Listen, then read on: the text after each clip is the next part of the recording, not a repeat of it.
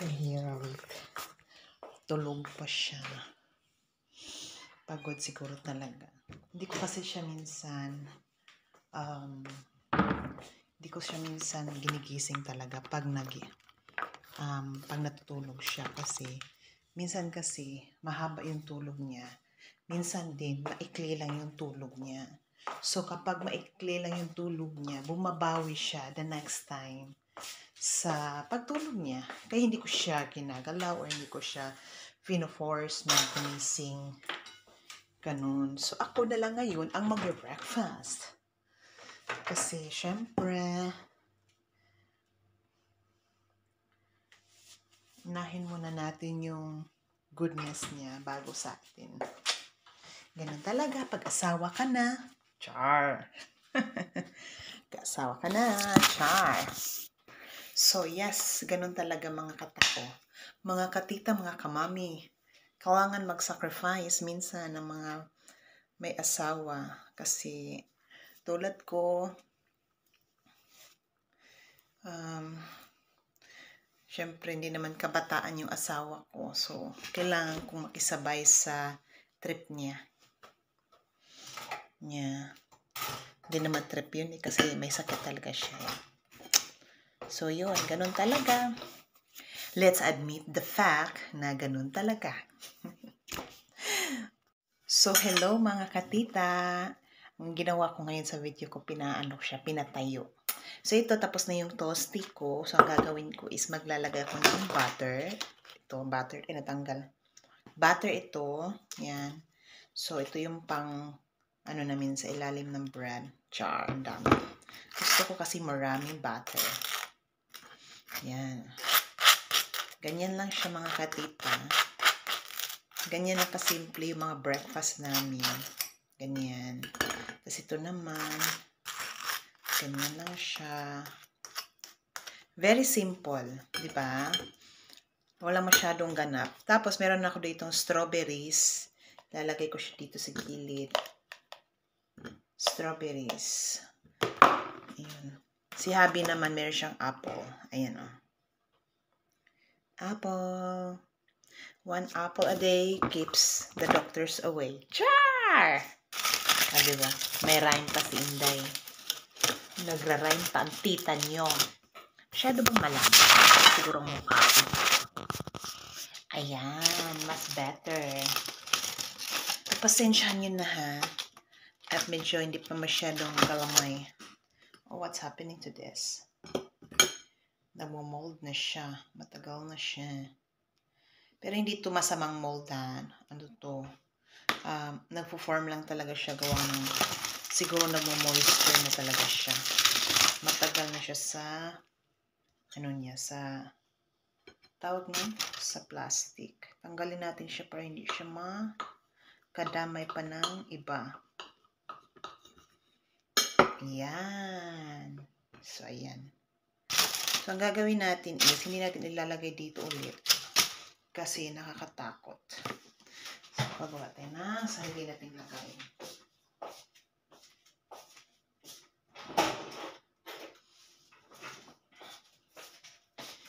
Okay, so ito nilagay ko ngayon sa plastic actually.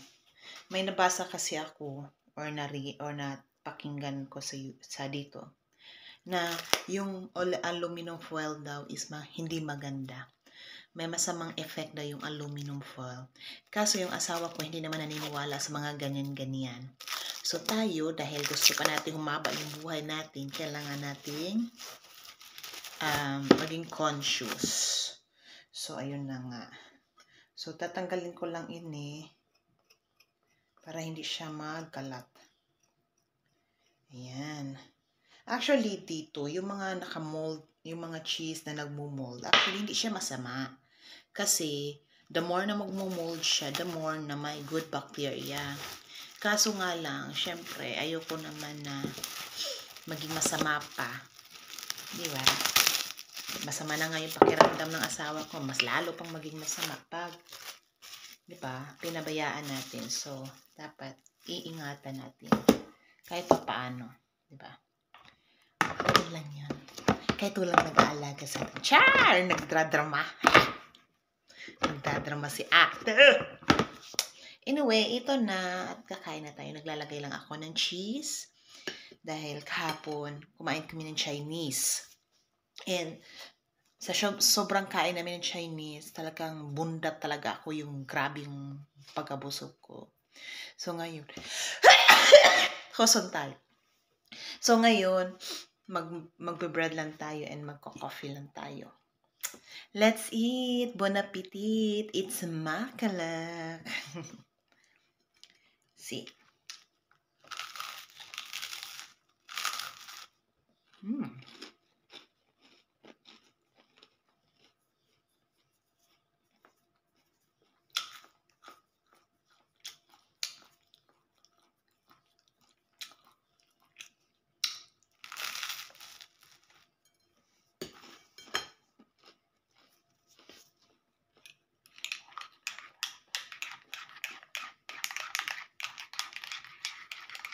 Kain tayo. Ito lang yung breakfast namin. Very simple.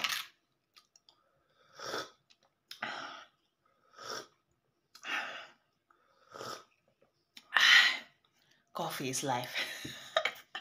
Coffee is life. Huwag kalimutan. Ito yung vitamins ko everyday. Hello, guys. Tapos na akong kumain, guys. Hindi pa rin tapos si Happy. Tulog pa rin. Anong oras na? Alas 11 na pala. Baka alas 11:30 na. Tulog pa rin siya. Sobrang siguro talagang pagod. Ayan, natapos na yung pinagkainan. Ayan. Wala nang laman yung plato ko. Ito, tissue ko. Wala nang laman. Tapos na akong kumain. Siya hindi pa. Pero kasi may coffee pa kasi siya eh. So, sayang naman natin inumin. Inumin ko na lang kasi lumalamig na. So, bigyan ko na lang siya ulit ng sarili niyang coffee. Inom tayo ulit. Ayan. So, mag-ano tayo ng glide.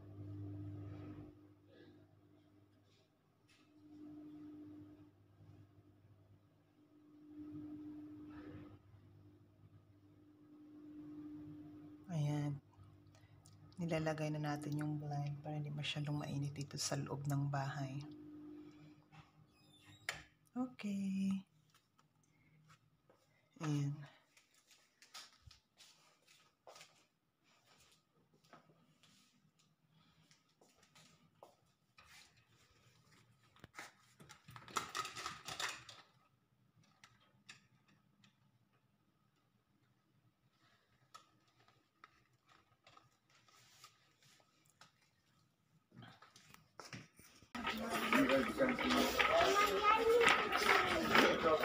Ipakay ka.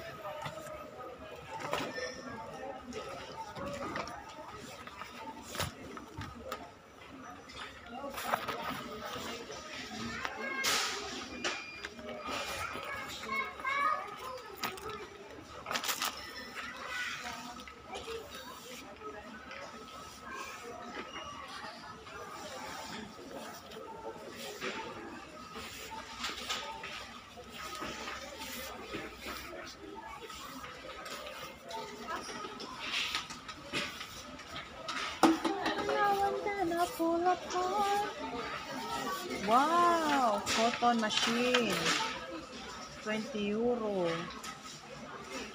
Muffle, 20, 18, 14.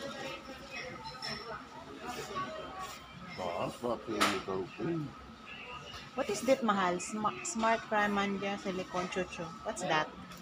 Smart fryer mine. Yeah, smart fryer with mine. Stuff in it. Ano ito? Like cotton candy. Yeah. Cotton candy. Oh, like it is neat there, eh? 15 euro. Ja, nou, als je dat ook niet doet. No. Pero no. Niet nodig. Alleen dat het is nodig.